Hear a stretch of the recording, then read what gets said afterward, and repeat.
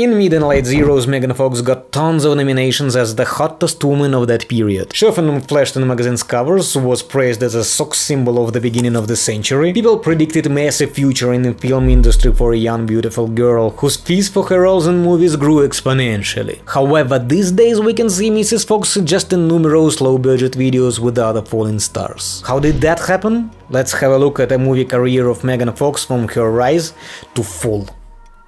She started in 2001 at the age of 15 with a small role of a spoiled teenage girl in the movie Holiday in the Sun with Olsen twins, which is not that bad, eh? Yes, the movie was made for a video release, but still Megan had a few lines there, which is much more than she got in her next appearance on screens. In 2003, future sex symbol has been put on set for a fleeting moment in Michael Bay's Bad Boys 2 with Will Smith and Martin Lawrence. Though she didn't meet the bad boys on set, she was just an extra in one of scenes in a nightclub. Initially, young Fox had been approved to hang out by a bar, but when Michael Bay found out that she was just 15 years old, he decided that it was not okay to show her with booze. So instead, he decided to make her dance in a wet-soaked bikini, and eventually completely deleted her appearance from the final cut. But this little interaction has started a thin thread that had connected Megan to a director of teenage boys movies. Though before that, Megan Fox went to conquer small screens in a brilliant TV series Ocean Avenue, which you probably have never heard of due to terrible ratings 1.5 out of 10. In 2004, as a spoiled girl again, young Miss Fox appeared with Lindsay Lohan in a romance comedy Confessions of Teenage Drama Queen. The movie was not a huge success. With a budget of $15 million, it got less than $30 million in the United States box office, so probably managed to recover its cost, but not much more than that. The role had next to no effect on young actress's career, and all she could count on from 2004 to 2007 were occasional appearances in TV episodes that no one needed. In between those rare shootings, Megan made gallop races with other pretty faces for numerous auditions trying to impress filmmakers with her talents. Filmmakers, though, didn't notice her talents and always picked someone else over the poor girl, which she endured courageously. In 2005, Megan just once came close to a big screen. She was about to get a role in the Amityville Horror with Ryan Reynolds. But again, filmmakers picked another actress at the last moment. And as a result, we watched Rachel Nichols as a babysitter of a year in successful horror movie, while Megan Fox returned to her roles in TV series. Maybe, who knows, maybe if not that, we wouldn't have seen her in Transformers 2 years later. Pre-production of the movie has been prolonged for several years. The main problem was that filmmakers couldn't make their minds on final script. It was constantly changing and went through dozens of rewritings. During all that time, Megan was available for a role of Michaela Benz due to her uselessness in other projects. After a few auditions, one of which included washing a car in front of Michael's camera, fortune smiled on the actress and she finally got a role in a big movie, a huge one. Michael demanded from the lead stars to get some mess before shooting started, so Megan had to jump on each trainer inside till she gained 10 pounds of muscles. Also, Michael Bay specifically wanted to make sure that she can run. He's a great fan of running and jumping in movies. Shia LaBeouf, for example, has proved his capabilities in this area in the very first shooting day, when guard dogs refused to listen to director's command cut and continued chasing the guy after a shot was done. By the way, Shia was in minority of those who got decent salary for acting in Transformers. He kinda forecasted troubles he could meet on set with Michael Bay and refused to work for food even despite Steven Spielberg's urgent pleas. Michael Bay had to cut his own fees for 1/3 to save filming expenses. Megan Fox agreed to poking engines for a friendly pat on shoulder and a mentioning in the credits. Tyrese Gibson, for example, didn't even demand friendly pats. He was okay with the name in credits and for that even paid to producers. I took his money. He still got a few shoulder pads though, as a bonus. In 2007, Transformers exploded in theaters like a car from Van Damme's Bullet. With a budget of $150 million, the movie was showered with 709 worldwide and became the fastest-selling DVD release of that year. Tyrese Gibson, because of that success, managed to get in Death Race and later on got back in Fast and Furious franchise. As for Megan Fox, after Transformers thundered in theaters, young actress transformed into a young star. Instead of a friendly pat on shoulder for the first part, she got $800,000 for a sequel and shitload of money for all kinds of brand deals. In 2008, Megan played in the comedy How to Lose Friends and Alienate People based on an autobiographical book. A real story about celebrity-obsessive guy Toby Young, so annoying and unlikable that just can't help being kicked out from everywhere he appears. Uh-oh, Toby's been rumbled. Security are onto him and he's being shown the door pretty sharply. I lulled when finding out that filmmakers couldn't stand him. He was kicked even thrown from a set of a movie about himself for being annoying. He is banned from the set, so... He's always going to put his foot in his mouth. When Jan Fox signed up a contract, Transformers hadn't been released yet, and she hadn't become a well-known socks symbol just yet. So for wearing wet sock dress again, Megan again got a friendly shoulder pat, and maybe a few dollars above that this time. But though she couldn't make decent money, she still could count on a nice career boost from being in the movie. At that time, Simon Pegg was on a good track after successful Hot Fuzz and Run, Fat Boy Run. People have been expecting impressive results from a picture with him, Kirsten Dunst and Jeff Bridges in main roles. How to Lose Friends and Alienate People though spectacularly failed in front of astonished audience, and with a budget of $28 million could collect only 19 worldwide. Deduct marketing costs and cinemas fees, and with a little imagination you can vision the size of the fail. Megan was not that upset about the box office flop. First of all, she was in a supporting role. Secondly, somewhere ahead were looming new human-like combat robots. Preparations for Transformers: Revenge of the Fallen started right after the first Transformers reached theaters. And shooting began right next day the first part won MTV Movie Award. Starting Transformers tomorrow. Transformers 2?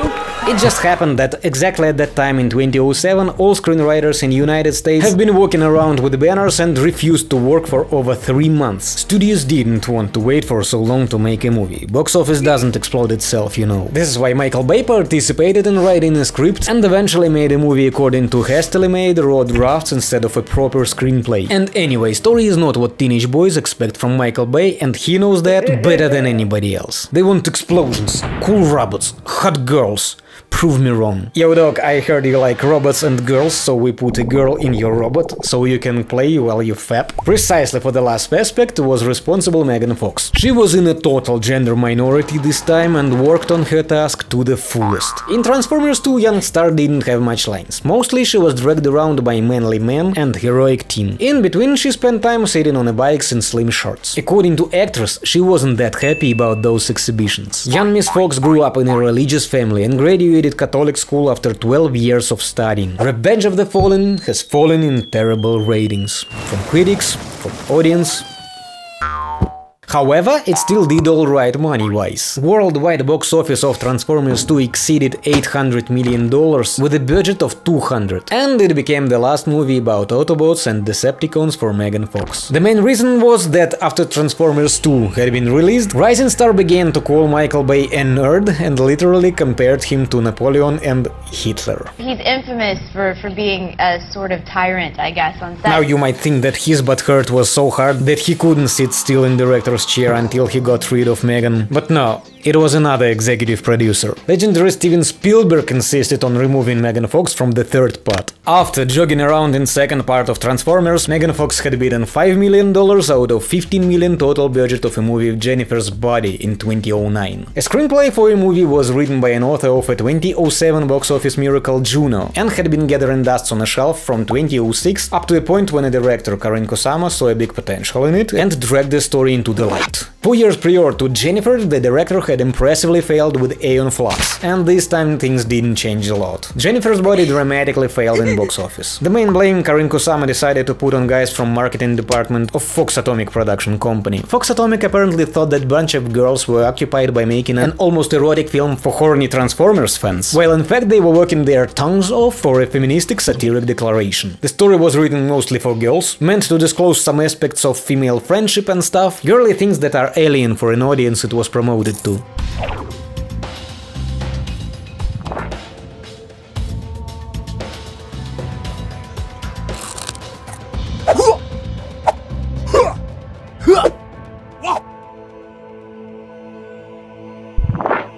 Years later, it became some kind of cult classic among female audience. Megan Fox claims it to be the best movie in her filmography. Critics and audience didn't agree with her. Reviews were terrible, with the general consensus that the movie is neither funny nor scary. With a budget of $16 million, it somehow managed to scrape together $31 million worldwide, and that was it. Karyn Kusama, after 2 big-budget flops in a row, went to fail in small-screen movies with budgets of pack of chips. Megan Fox got away with it this time. Her reputation had a little bit shaken later, later, in 2010, when young actress accepted the role of a courtesan in an epic fail, Jonah Hex with Thanos and John Malkovich. Initially, Megan didn't want to take the role. She didn't like a script, thought it was too cruel, but after Josh Brolin plugged into the project and insisted on changing the screenplay, she succumbed to the entreaties and landed herself in this mess. If previous movie, Jennifer's Body, she considers to be her best film, this one she hates and claims to be her worst one. In fact, Hollywood people even strongly recommended her to close her eyes when the movie is on screen to save her mental well-being. Jonah Hex was a complete tragedy. $10 million in domestic box office with a budget of $50 million. Looking at this glorious performance, studio bosses immediately cut international distribution from spreading all over the world. Next thing she knows, Megan immediately lands herself in a mess again. Right after Jonah Hex's interrupted march over the world, actress stars in disastrous passion play with Mickey Rourke and Bill Murray. Despite of a good cast and production cost of $8 million, the movie can be pretty well described as a... And for being that, went directly to DVD release pass in theaters. On top of this series of misfortune, Megan Fox had been kicked out from Transformers 3. Earlier I said that it was Steven Spielberg who insisted on replacing her by someone less talkative. But there are also other versions, such as... actress refused to star by herself. According to another, more believable, Michael Bay was insulted by her, calling him an awkward, antisocial, wannabe Hitler nerd more than he claims. I think that it'd rather be a famous franchise producer than actress or teenage movie director. Appearing as Michaela Benz in the third Transformers could save young Fox from starring in following jokes of movies with awful ratings and budgets of a can of beans. As for Michael Bay, he actually postponed Megan's rapid decline into B-movies category. In 2014, now as a producer, Bay invited her to star in another nostalgia-triggering huge blockbuster, this time about human-like martial art reptiles. He couldn't resist pinching actors though, and included a term about nude scenes in a contract for a role of April O'Neil in Teenage Mutant Ninja Turtles. Seeing a nude April O'Neil would be an interesting experience. Don't you think? Ninja Turtles got meh response from audience and garbage ratings from critics, but in box office had shown impressive results. With a budget of $125 million, Turtles accumulated $485. So within 2 weeks after release, studio bosses began to ask for more. You guys don't really want to do this again, right? Doesn't usually work out well for you guys. A sequel was released 2 years later in 2016 and did not meet expectations. Second Teenage Mutants didn't even recoup costs, and with a $135 million budget managed to collect only $245. And that's when movie career of Megan Fox had collapsed for real. Starting from 2016, actress completely immersed herself in TV films of unknown category and average rating somewhere around 4 or 5 points out of 10. But still there is a hope. A few years ago, Megan broke up with a guy from Beverly Hills 90200. 90? 2 or 10? 201, 91210. No. And people say that since then she has been shining again. For some reason nowadays actress actively tries to be an action movie star or something. We can frequently see her with guns in hands, and in 2023 we'll even have a chance to witness a young, fragile girl among brutal action stars from the past in Stallone's review Expendables 4. This time it's going to be without Belgian dancer, nobody called Nicolas Cage as well, so for me I will probably pass on that this time. Cheers.